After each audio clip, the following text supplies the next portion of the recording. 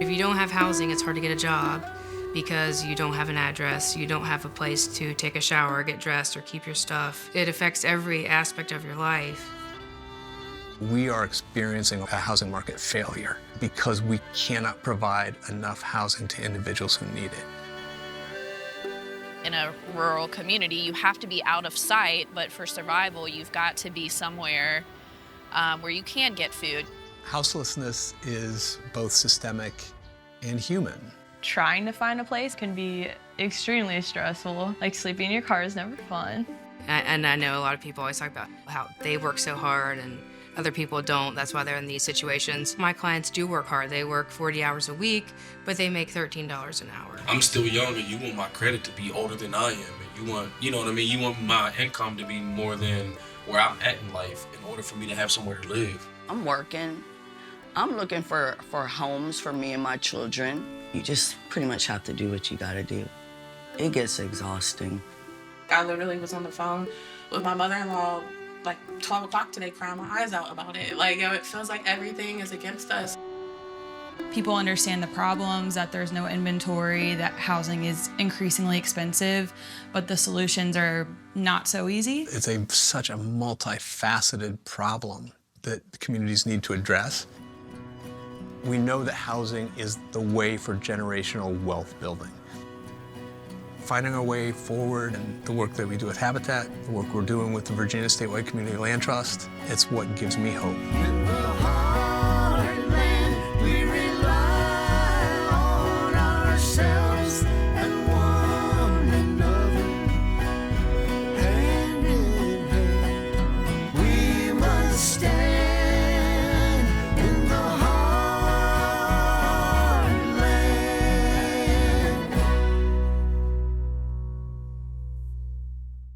Production funding for this program is made possible by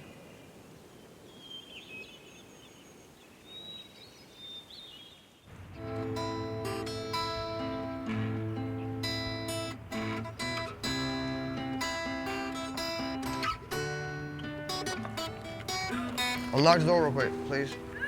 Steven, man. All right. Thank God for my brother. If it wasn't for him, I'd still be sleeping on the streets.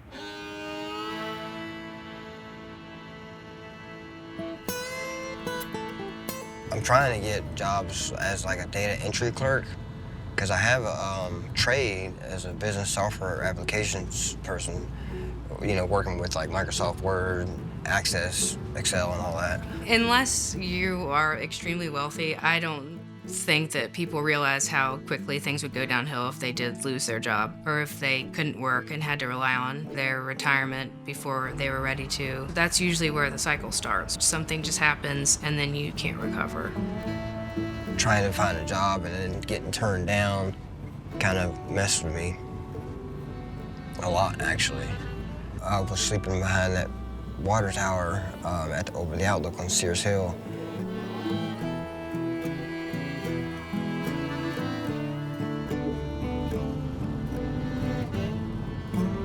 Someone drew this for me, a little sign, and whittled me this beautiful spider web collector as I'm walking through the woods. Most of my time at work is spent outside, like with people sleeping in a tent or a car or places not meant for human habitation. Yeah, it kind of goes in a loop here. One of the challenges in our region, especially in our more rural areas, is that when you look at the numbers around homelessness in our region, it kind of looks like we don't have as much of a problem as maybe more urban areas. We are a rural community and we have invisible homelessness. People in this community would get in trouble if they were sleeping somewhere visible to the general public. When you talk to the people who are experiencing it, it might look like shifting back between family, or it might look like living in the park sometimes and in your car sometimes.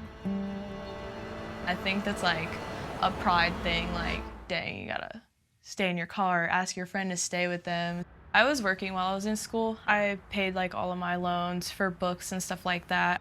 Rent was definitely rising everywhere, but the apartment complex I was staying at was known for being one of the lowest, and their rent rose like every year, like significantly. My family and I sometimes didn't get along, so it's like I didn't really have a place to go. Especially those longer periods where I'd stay in my car or be trying to like find a place to stay. I definitely wouldn't feel like going to class in the morning because I wouldn't sleep very well. My 23-year-old works, my 18-year-old work, I work. How'd I wind up in a hotel? Now, I wasn't significantly like no $500, $800,000 behind on rent, but yeah, I fell short. I got kicked out and my mom took me in. We're a loving family. We love spending time together. Ooh, big words. And we bring up the fact that, hey, you know, we got to get a house. 1 in 7 Virginians are paying over 50% of their income in housing. You have a challenge for space in rental situations, so landlords are consistently increasing the rent as the market dictates. So that happens, and all of a sudden you realize, I can't afford to live here anymore. Are those a function of the market that we're a part of? Sure. Is that the optimal healthy market? No. At this point, there's really nothing. The availability of housing is small. All the rents have gone up because people can charge what they want if they know somebody's going to pay for it. But also, the landlords can choose who they want to rent. So they're going to pick people who don't have evictions, don't have a criminal record, have really high credit scores, don't owe any money to anybody, and that knocks out a lot of people. October the 15th, 4 years ago, I got released from prison. You're looking at this paper judging me, and I get it. I 100% get it. Because if I was a business too, you're a liability.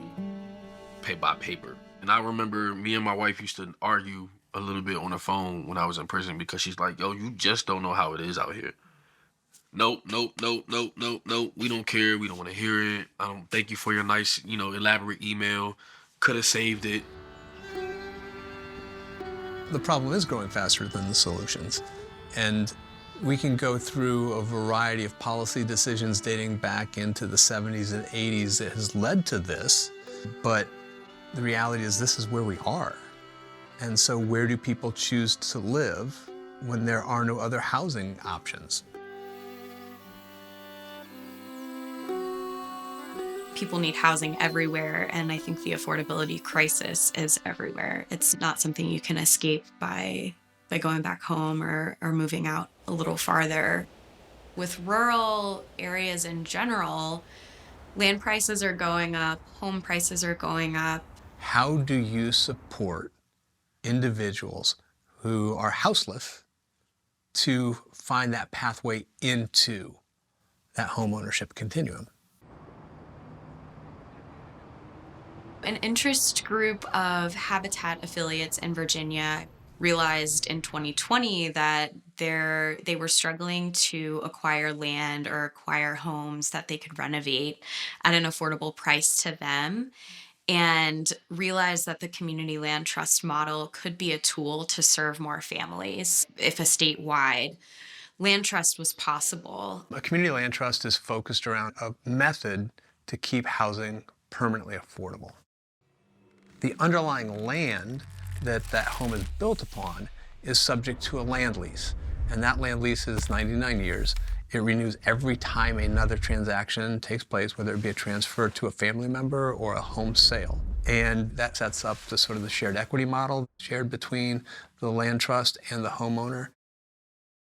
Under a traditional housing model, for example, that Habitat would work in, where we are providing affordable housing, after a 10-year period, those homes you see appreciate in value and over time because of the market forces of the communities you're a part of. If a house goes to the market, we have the opportunity as a Habitat affiliate to buy it back and then provide it as an opportunity for another Habitat family, or the land trust will sell it to someone, and based on the underlying land lease, it has to go to somebody at 30 to 80% of area median income.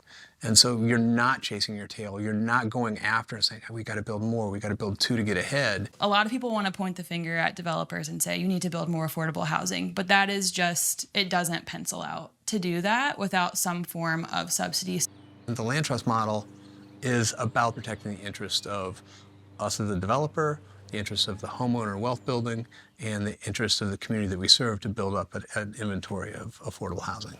An approach that limits someone's equity but stabilizes the risks is worth it. And there are a lot of qualms that folks might have with a community land trust because you can't strike it rich if the market booms. And I invite those criticisms. They're very valid, especially for people of color who have been systematically denied housing and access to mortgages for so long.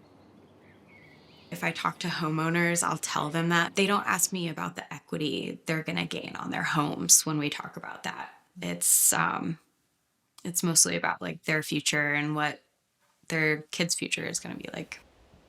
I actually grew up in rural Albemarle County. I think I take for granted a lot that I grew up in the house my dad grew up in. I didn't actually realize other people didn't do that when I was growing up. As a kid, I'd be like, what do you mean you moved here? There's a real opportunity for cooperative, shared living in a rural area. I think that's a really unique thing about rural communities is there's a real tie to your land, your family, you know, what you've been doing there for a really long time. The first community land trust built by the Sherrods in Georgia was in a rural area. We started having meetings and decided to create a community. And then we started bringing people together. We talked about education and the kind of educational system we wanted. People could really plan their community.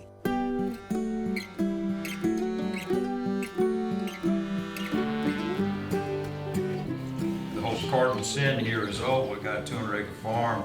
Gosh, don't break up my old family farm, you know. But that ship's sailed. So we need housing out here, and we need to take care of the land. Maybe 10 people taking care of 20 acres each is better than letting 200 acres sit idle. We actually are also doing a regional housing study right now, and we've been going all around the region and doing listening sessions and focus groups with lots of different stakeholders, so realtors, lenders, service providers, builders. This first year, we're, like I said, doing a lot of this, information gathering, and then we'll sort of transition next year into building strategies. So our localities have been thinking about this housing issue for a while, and part of the reason it's a crisis is because a lot of people don't really know how to address it. There are companies out there now that are designing real eco-sustainable, high-end modulars that don't even look like a modular. If I had those on 15 to 20 acres of land, I could have sold one every week. Oh, yeah. And so that's a good model. I mean, there are communities now that are planned, let's say they take a 200-acre tract like that, and you leave a lot of the areas, common area that is like, conservation, forest, or community gardens, that people can work on a big community garden together, and then you have the homes scattered. Because I think there's a movement now with in the cities and with climate change, whether it's man-made or not, with all these things, this is a pretty daggone good place to be. Yeah. The challenge is every community is different in terms of its willingness to have these conversations. Because if you take a look, go through comprehensive plans across the country, people will talk about the importance of affordable housing for the community. But it's hard work to develop the code necessary to deliver upon that call. It's really hard to get everyone on the same page when there's not even shared definitions of what affordable housing is. You hear the term affordable housing, low-income housing, workforce housing. There's a preconception of what it means to be affordable housing. There are stereotypes that come with it. And that is a danger because people are like, it's going to hurt my housing values. Those preconceptions need to be disabused. In the past, subsidized housing has been built in ways that are purposefully unattractive. And it's not a place that a lot of people, feel a lot of pride for because it wasn't built to be that way. If you take a look at the houses that we're building right now, we're building beautiful homes. And we've invested more in our cost of construction, for example, because of the land trust. Before we start jumping into thinking what it means to be affordable housing, really challenge what is it that you're concerned about in the first place. There's a lot of speculation about people's morality when it comes to people that are struggling, like they've done something bad to cause the situation they're in. And I've never, I mean, with hundreds of people, and that has never been the case. You couldn't imagine what people go through, and it's important to create a healing space for those people.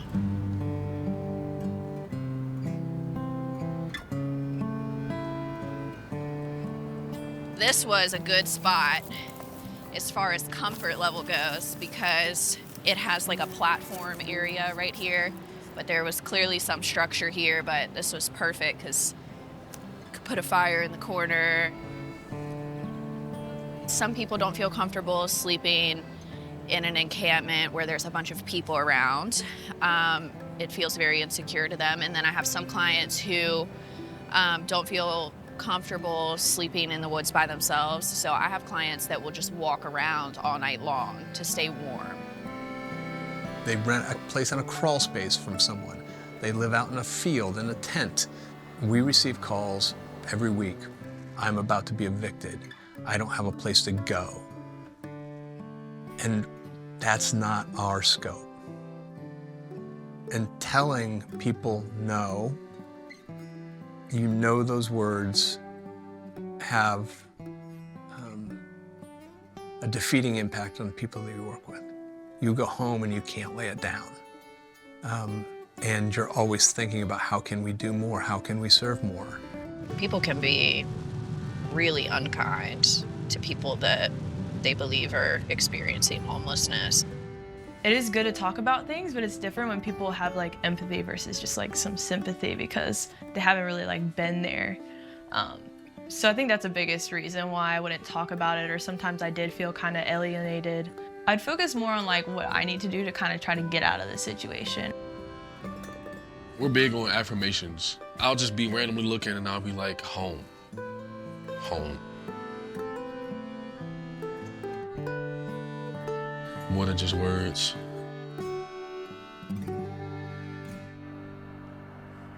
So it's like you coming down the Ave, and once you get to that stoplight, once you pass Bessie Weller, you take a left and go up that hill. Almost froze out there. Do you hear me? Not yet. Check, check, check, 1, 2, check, 1, 2. Maybe if I turn them up. Turn up the volume. I can hear you now. There you go. Yeah. I've always loved music. I played the saxophone in band. That was terrible. The song I'm writing now for my album, I said, I don't want war. I just want peace. I'm a felon. I just want my name on the lease. I don't want war, just want peace. I want my name to go on that lease. It ain't no secret. I'm a felon. I'm no longer in them streets. I don't really want to focus on the negative so much, but I do kind of want to give people who hasn't been through it that perspective. That's it.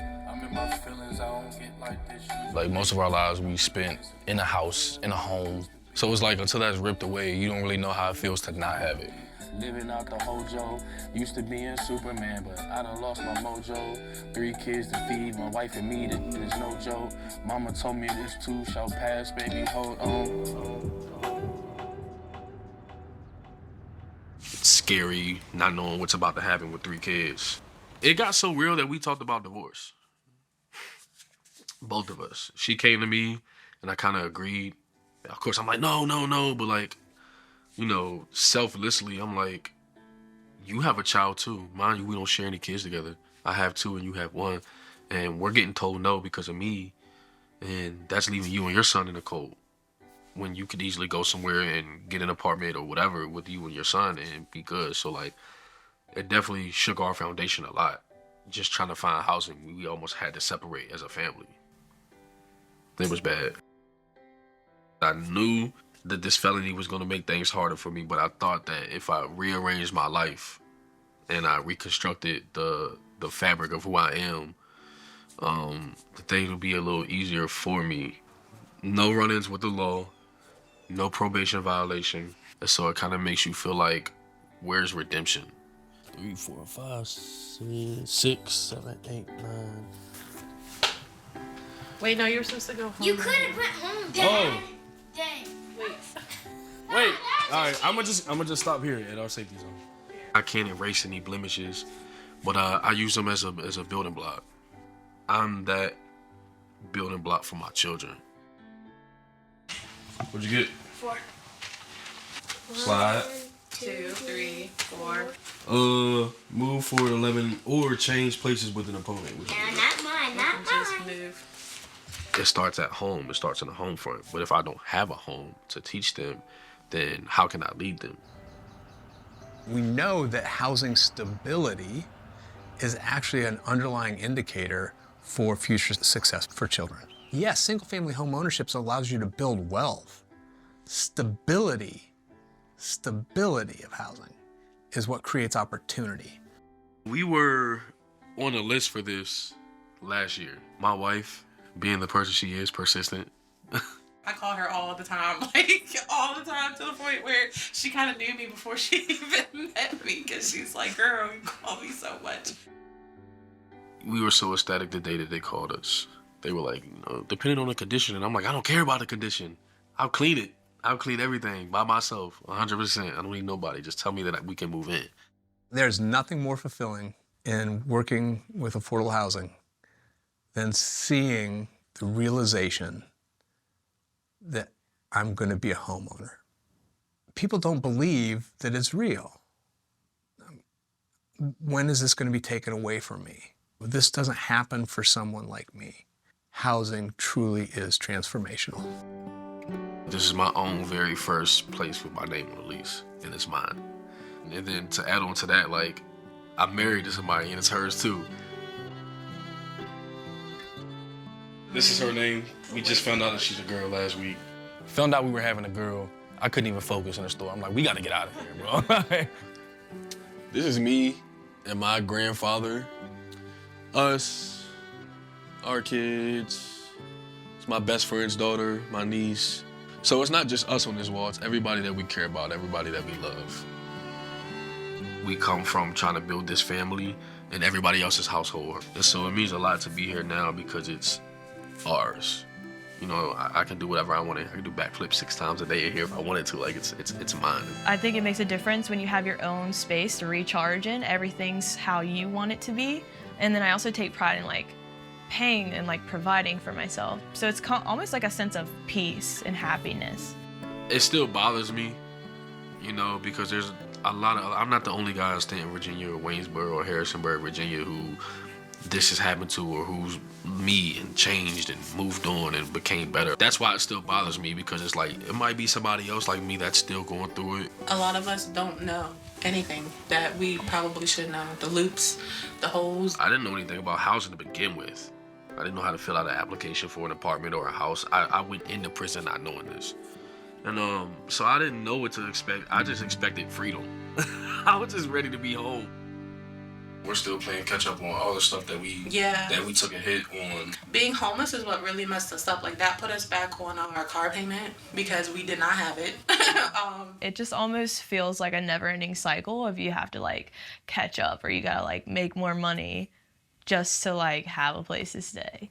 I almost felt like I was fighting every day just to live.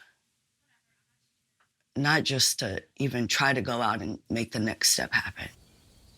A little pessimistic is a common thing for me right now.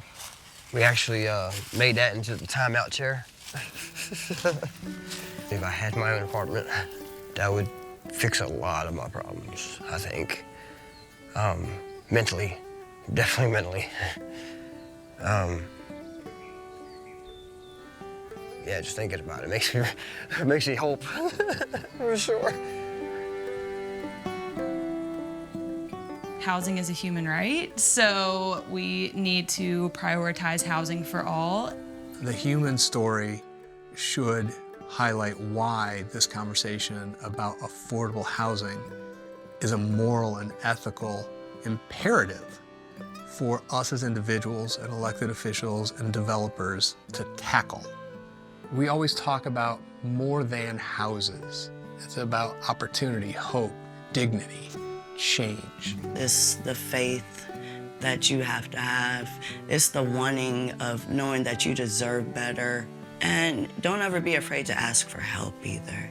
I think everybody had help at one time or another. Even if it seems like there's no hope sometimes, like there is, even if it's a little bit. And then you look back and think about that house you wanted, and you got it. Production funding for this program is made possible by